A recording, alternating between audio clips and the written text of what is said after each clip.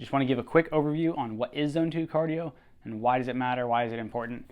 When we talk about cardiovascular endurance, cardiovascular fitness, heart rate levels often are a metric that are easy to track and easy to follow.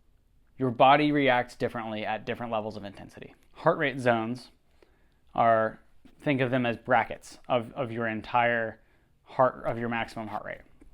So for me, my resting heart rate is around 50, and my maximum heart rate, where I redline if I'm doing sprints, is around 205 beats per minute heart rate.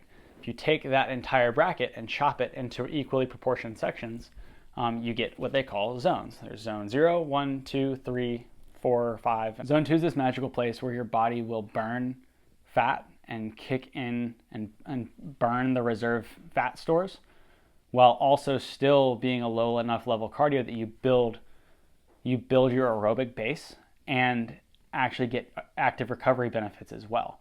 So this is the magic behind why we pair strength, zone 2, strength day, zone 2 day. Because a lot of strength training plans will have you go super, super, super heavy and intense, and then you can't move the next day. And then you have a rest day, and then you go super, super heavy again. With this, we train super sustainably in the gym on strength.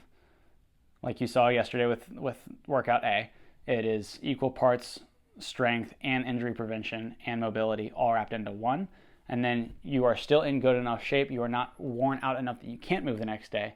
So then we use the second day instead of a rest day as an active recovery day.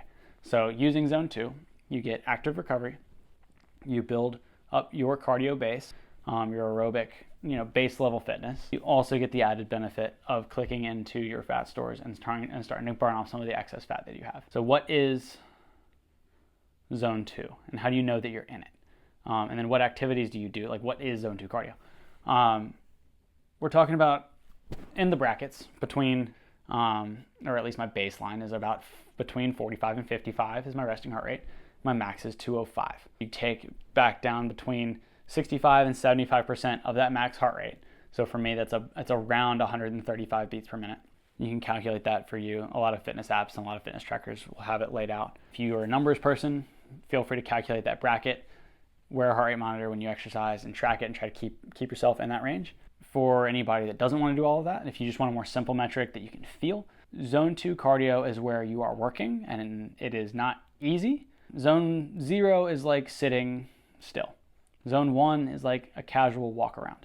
Zone 2 is when you're definitely working and moving and it's not easy, but you can maintain a conversation with somebody, and if you really tried, you could maintain 100% nasal breathing. So if you're starting to huff and puff and really have to breathe through your mouth a lot to get enough oxygen into your lungs, you're probably creeping up into zone 3, zone 4. So the goal here is to spend anywhere from hopefully at least 60 minutes. If you don't have as much time in your day, if your schedule is too busy and you can only do 30 minutes, try to break it up and do 2 30-minute sessions. But we recommend anywhere from 60 to 90 minutes. But the upside, if you have 3 hours, feel free. Just again, don't go so far that you won't be able to work out tomorrow. And then keep it at that zone 2 level. So a nice easy pace, whether a gravel bike ride is great, a light jog, or even a brisk walk can get you in zone 2 cardio. If you're at the gym, like stair stepper, elliptical, any of the cardio machines, even a row machine can get you in zone 2 as long as you keep it at that level. Again, if you're with a friend, a lot of times it's really fun to do this with a friend or with a training partner. If you guys go out and ride together, go run together, if you can keep up a casual conversation, but if it feels difficult, it feels like you're working, but you can still keep that conversation going, you're probably in the right zone. And if you're alone, I love to listen to podcasts and audiobooks to catch up on some of my learning while I'm doing my zone 2 cardio. So if you're alone, just try to check in. Either I keep my phone. We use Whoop as our fitness trackers.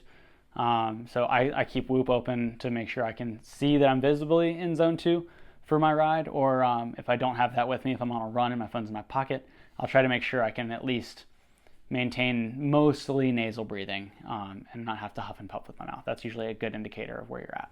So Again, a brisk walk, easy cycling, light rowing, hiking, swimming, slow jog, things like that. All are great options. Pick what works for you. Pick the timing that works for your schedule. Just get it in. If you have to do it in 2 30-minute sessions or 2 45-minute sessions instead of one big hour and a half session, do what works. There is no such thing as too much zone 2 cardio. You can go too far to where, like, obviously, if you run 20 miles, you're going to be smoked. So that's, we're not trying to sacrifice tomorrow for today. We're trying to add building blocks every single day. The great thing about zone 2 cardio is that it's all benefit. You get to burn some fat, you get some active recovery, you get some cardio improvements, cardiovascular, cardiopulmonary fitness improvements without really being detrimental and needing to recover from it.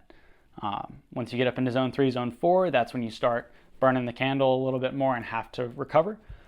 If you keep it in zone 2, it is nothing but beneficial. So most professional athletes do a large volume, even if they're motocross or downhill skiers or downhill mountain bikers, high intensity sprint sport athletes, in addition to endurance athletes. High level athletes in both types of sport do a large volume of zone 2 cardio. And it's because of these benefits. It really just raises the bar, raises your baseline, and helps you recover. So if you layer it in the way that we do, there's a lot of good benefits. So let us know how it goes. Get outside if you can also. We know the weather's not always great. We know the schedule doesn't always allow it, especially in the off season. It gets dark after work. But if you can get outside for some sunlight, that's just going to have even more benefits. So yeah, enjoy it. Get after it. Let us know how it goes.